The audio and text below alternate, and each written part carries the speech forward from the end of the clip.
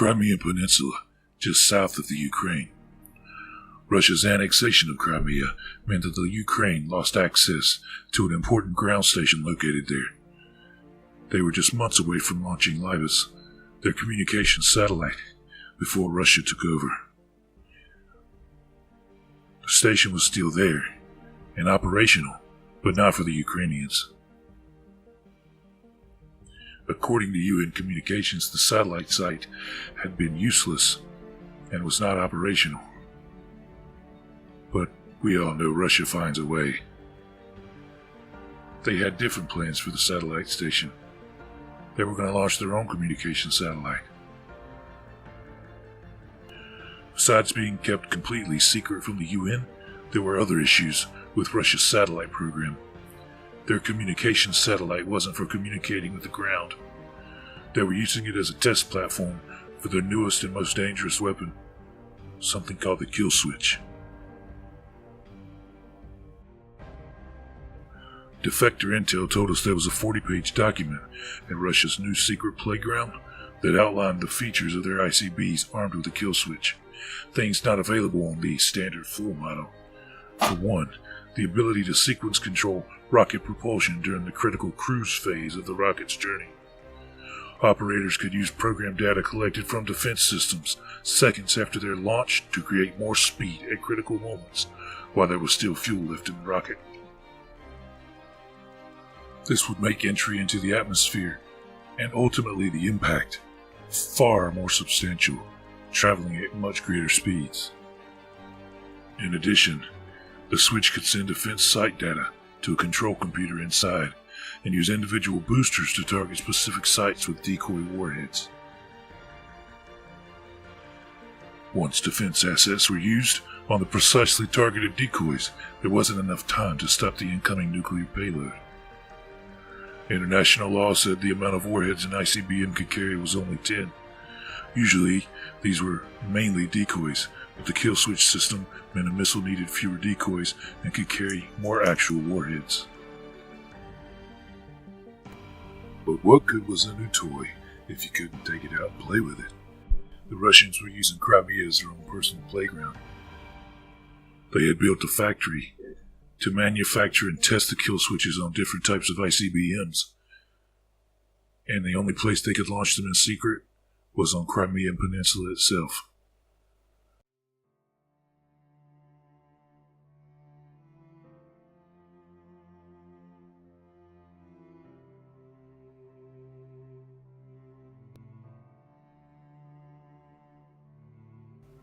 The devastation on Crimea was unimaginable.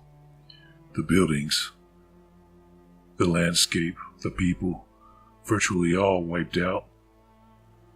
The faster, more precise warheads left a flash of heat so bright and so hot, plants and objects left burnt shadows on nearby walls and poles. The heat from the blasts and the radiation burns caused devastation to the people of Crimea like they had never seen before, all because they were in the wrong place at the wrong time. But the Russians never wasted an opportunity. They set up another secret area nearby the facility to test the bodies of the dead, to see just how far away from the blast they could be and still be affected by its radiation. Once they were done, they just threw them in mass graves, discarded them like the trash. And the most scary part about all of this is Russia's new little toy has gone mobile. Now they can launch it from anywhere they want. So they've got to be stopped. Bosnia, Rwanda, Croatia, they don't compare to the kind of genocide you find here. So I've got to get in. I've got to steal the documents, and I've got to take down that factory. In the meantime, I'm going to document the science facility where they're burying the bodies after they experiment.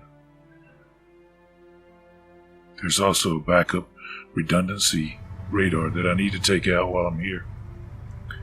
It's going to be tough, and there's not going to be a lot of help, but that's why I'm here in Crimea.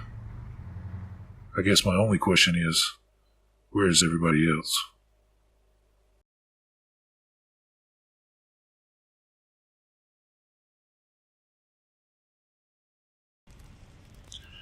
Yeah, I was alone, all right. The rest of the squad had been gunned down, right at their own FOB. Looks like they knew I was coming.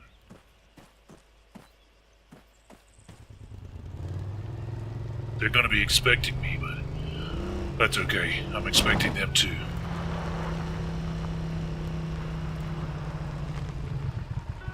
There's a checkpoint up ahead before we get to the redundancy radar. According to intel, should be a couple of men to take out there. When we're finished there, we'll move right on to the checkpoint where the radar station is. Eliminate those men and move right on to get proof of the genocide.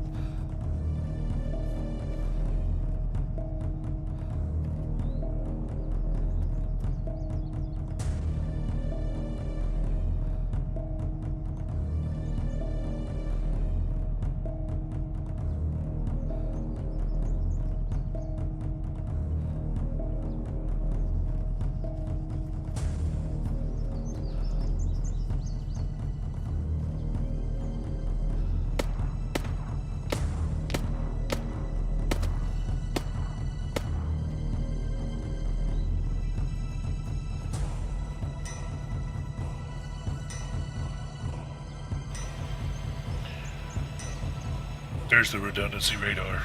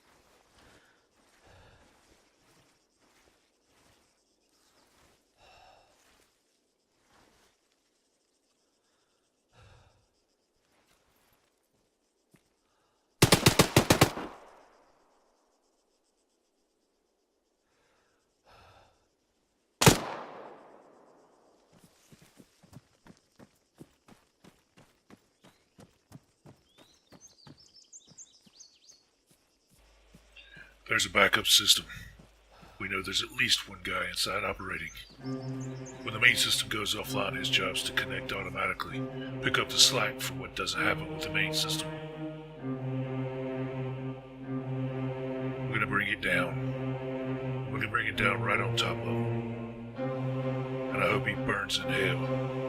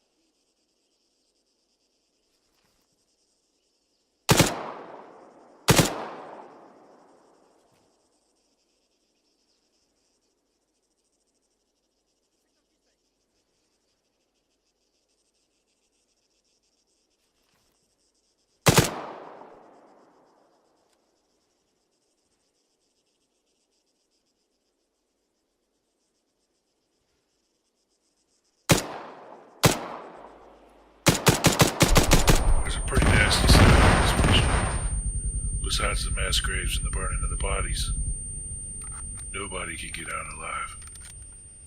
If they're not dangerous with a weapon, they could be dangerous with information. Every scientist, doctor, soldier, and preacher has to be eliminated, civilian or not. If they try to run, they've got to be tracked down.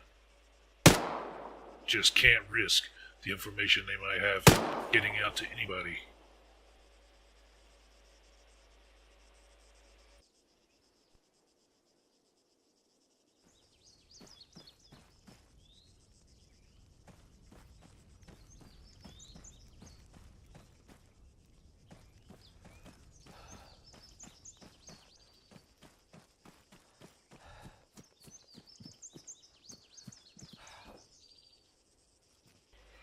Within the confines of one of these small research modules, there should be documentation of what's been going on here. The testing, the cleanup. Everybody's gotta go.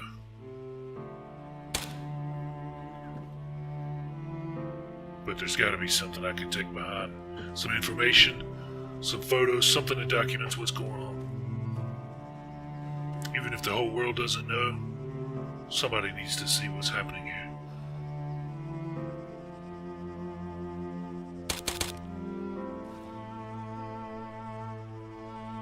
These murdered people have to have a voice. Somebody's got to come in and clean up the mess. But they need a voice to tell somebody else what's happening. Speak for them beyond the grave.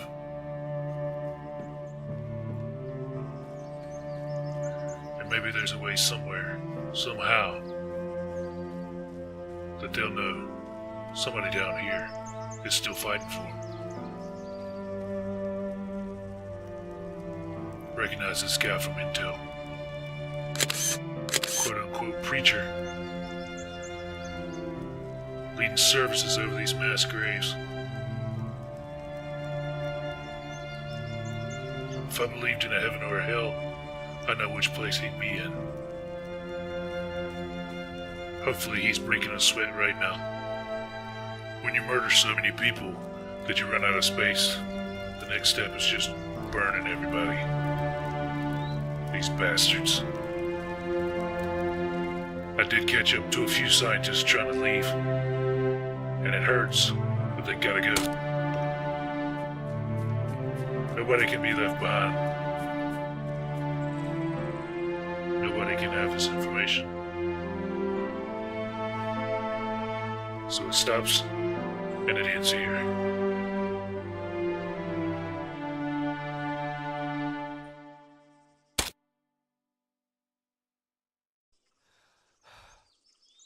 Everyone knows I'm on my way by now.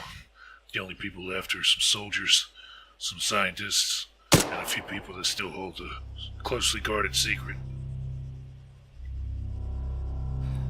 From here, it's just a killing spree. I'm gonna get in, shoot anything that moves, and get the hell out with every bit of documentation and file I can find. I hope to God there's still some information here I can use. It's something I can bring back to show what these Russian bastards are up to. But even if there's not, anyone on the wrong end of this gun better be begging for mercy.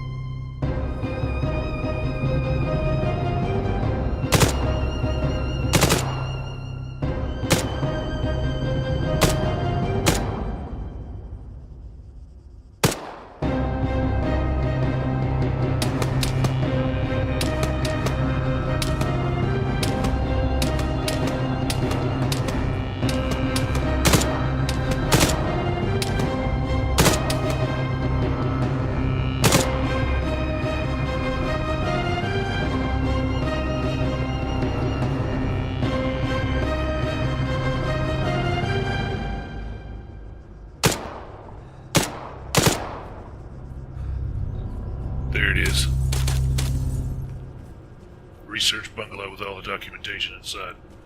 I'm gonna see what's left. Destroy what I can't carry, and I'm getting out of here.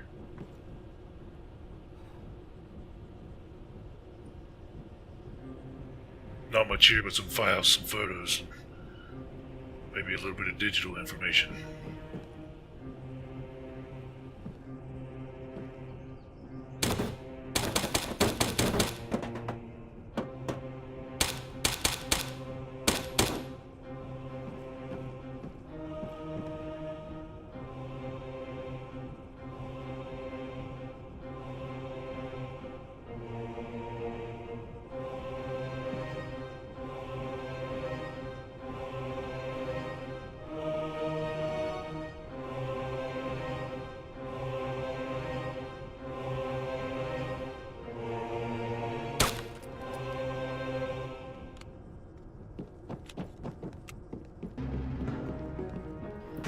I've got everything I can carry. I'm gonna destroy this makeshift airport, this long-range bomber. I'm gonna steal that chopper. I'm gonna get this stuff back to our intel headquarters. Our intel chief's my oldest friend. I can trust him with the information, and he'll know exactly what to do with it. Now it's just a matter of getting the hell out of here.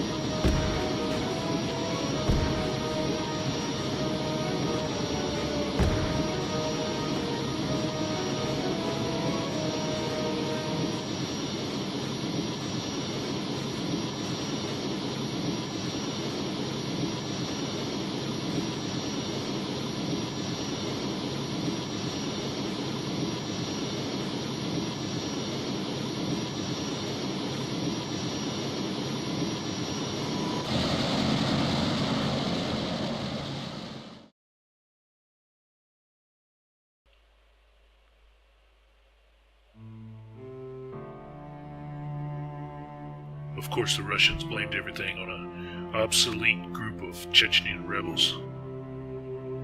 The Crimean people were able to rise again, so when all was said and done, they didn't believe the Russian bullshit, but they were able to put it behind them, so long as they were able to get on with their lives and not have to worry about being murdered by the tens of thousands.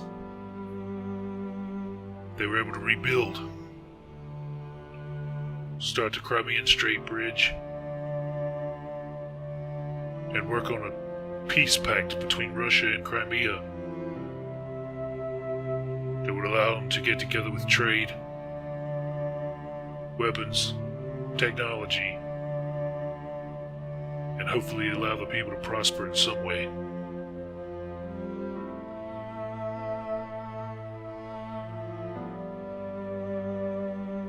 It's a big improvement from what was just a short while ago. The Crimean people have always been very resilient, willing to look past others' flaws so long as you leave them be. It's nice to see them happy again, without the threat of nuclear bombs falling from the sky. Families are out in the streets again. Kids can play and smile. Schools are even open again. Looks like they might just have a chance to prosper, if they can be left alone for long enough. It might be amazing what they can accomplish. So that's the story of how this one single Special Forces Pararescueman was able to go in and stop the Russians. Seems like a happy ending. But I forgot to tell you what happened on the way home. Think, please. Hooray, hooray.